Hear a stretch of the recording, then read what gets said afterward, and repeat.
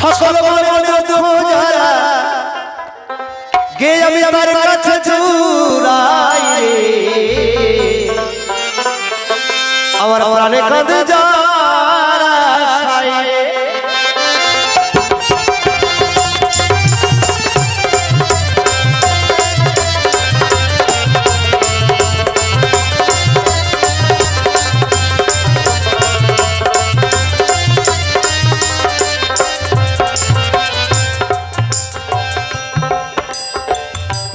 একদিন স্বর্গে দেখায়ো ভাই মহাপ্রসাদ যত দেবী দেবতা মনে ঋষি সেইখানে গেল ওই মহাপ্রসাদ সবাই পেয়েছে বলি সবার খাই নিমন্ত্রণ পাই কিন্তু আমার ভোলা না দেখতে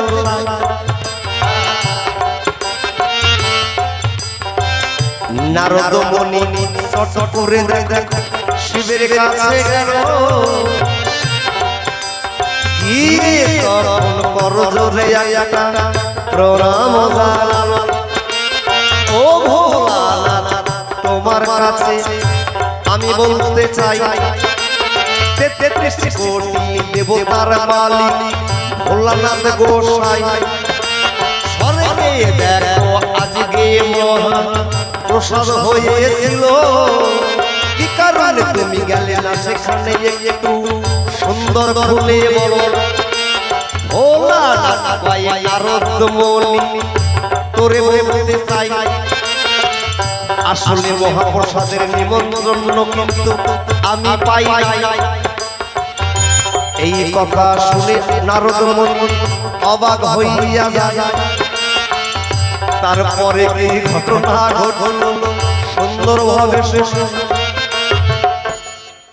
নারদ মুনি শিবকে জিজ্ঞাসা করছে মামা তুমি পরম পুরুষ ৩৩ কোটি দেবতার মালিক তোমার নামের দোহাই দিলে ৩৩ কোটি দেবতা ভয় খায় হ্যাঁ তুমি দেবের দেব মহাদেব আজকে স্বর্গের মহাপ্রসাদ তুমি পেলে না তোমাকে নিমন্ত্রণ করেনি এটা হয় না এই আলোচনা করতে করতে নারদ মুনির এই ঠোঁটের মধ্যে একটু প্রসাদ লেগেছিল ওটা কিন্তু শিব দেখতে পেল মোবাইলটা বন্ধ করো বাবা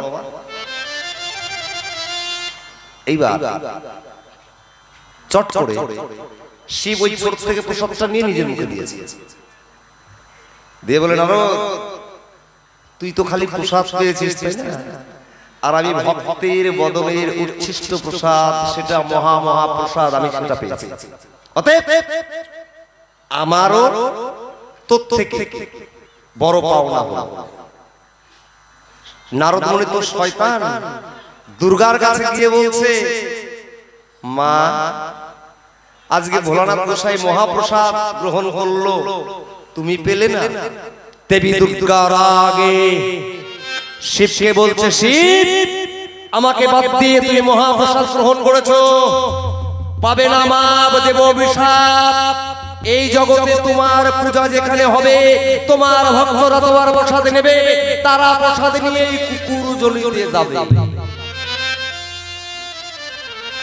সমগ্র ব্রহ্মাণ্ডে শিবের পুজো বন্ধ হয়ে গেল উপায় তখন বলল ঠিক আছে এর একটা উপায় আছে কি শিব পূজা হবে তো কিভাবে হবে জানো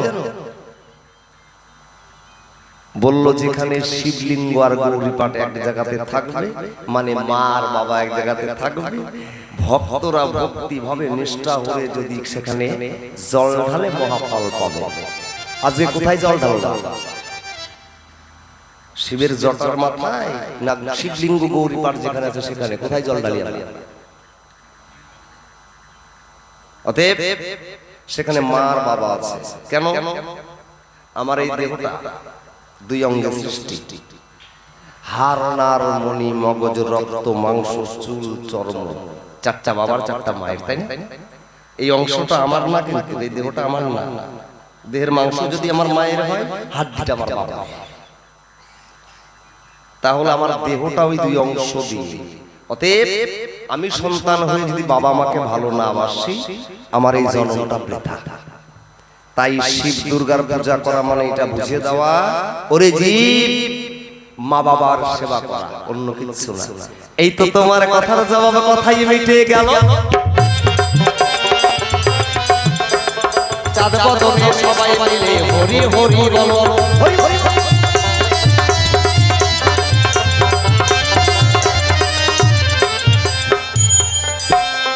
তাহলে সেই দিন থেকে শিবলিঙ্গ গৌরী পাঠ পুজো হয়, মানে মা বাবার পুজো একসাথে। এইটাই ছিল জবাব। এখন কয় যারা যারা এই জগতে গাঁজা বটে তারা নাকি পাগল হয়ে যাবে, বলল সবার বাড়াই। এই গাঁজার তত্ত্ব যদি সঠিক জানি ভাই, সঠিক জানলে গাঁজা খাওয়া সার্থক হবে, এটা মিথ্যা কথা নয়। গাঁজা গাঁজা তাই তো বলেছে, গাঁজা ভাং আর কি লাগে সেটা পুজো করতে। আচ্ছা বলো তো, আজকে শিবরাত্রির দিন তুমি কোথাও ধুতুরার ফুল পাওনি, তোমার শিব পূজা কি দিয়ে করবে? বেলপাতা পাওনি কি দিয়ে করবে? বলো। গাঁজা পাও নাই কি দিয়ে করবে? গাঁজা নাই, ভাং নাই, ধুতুরা নাই, বেল নাই, কি দিয়ে পূজা করবে? বলো। হ্যাঁ ফুল দিয়ে কিছুই ধরো পাও নাই, তাহলে কি দিয়ে পূজা করবে? কিছু না পেয়ে কি দিয়ে পূজা হবে? এটাই হচ্ছে আসল পূজা। হ্যাঁ বলছে ভাং, তারপরে ধুতুরা, তারপরে হচ্ছে গাঁজা। ভাঙের তত্ত্ব ভালো করে একটু বলতে চাই।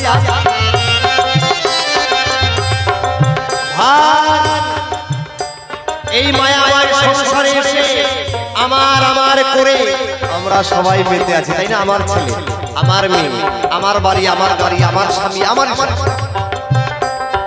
যেই দিন দেখো প্রাণ পাখিটা পালাইয়া যাবে,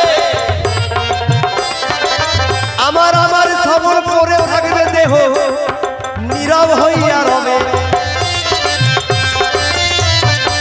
এই জন্য সময় এই যে মায়া মহে আমরা ঘুমিয়ে আছি, এই মায়া ঘুম আগে ভাঙ, আগে মায়া ঘুম ভাঙ।